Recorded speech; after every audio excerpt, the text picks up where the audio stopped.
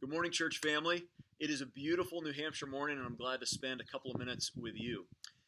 This Monday, our governor lifts the stay-at-home order, and what that means is that things like restaurants, gyms, businesses, bowling alleys, they're going to begin to come back to life again.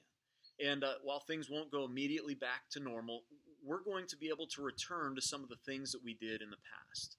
And with that being said, one of the concerns that I have is that we'll want what is familiar so much that we will forget the treasures that God has given to us during this COVID season. So let me ask you, what treasures have you found?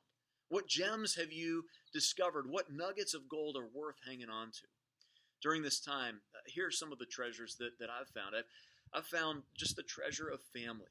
We've spent a lot of time together, and it hasn't always been easy, but we've loved being together. I found the treasure of increased intentionality in my marriage. Ruth and I have established a Monday night date night. We want to take that into the future. I've found a deeper love for you, for our church community. I cannot wait to be back together soon. And I've found grace to trust God in a whole new way as life seems out of control. In Matthew 13:44, Jesus says this. He says, "The kingdom of heaven is like treasure hidden in a field, which a man found and covered up, and then in his joy he goes and sells all that he has and buys the field." Jesus is saying that there's certain things in life that are so valuable that it's worth doing whatever it takes to keep them.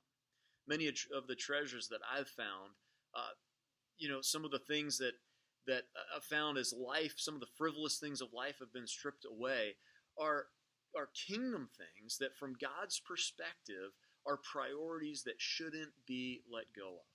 They're things worth keeping and hanging on to regardless of the cost.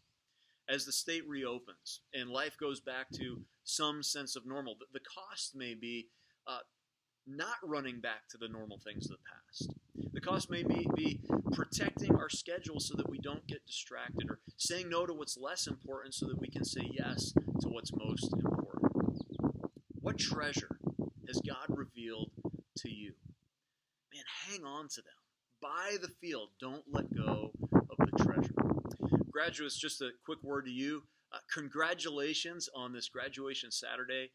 And we look forward to celebrating with you tomorrow through the graduation drive-thru at 12:30. And then for the rest of us, tomorrow morning we have our first ever live stream service. And we're going to be broadcasting from the church at our online platform, firstossabee.online.church. Hope to see you at 9 or 10:30. God bless you, church family, and we look forward to being together tomorrow.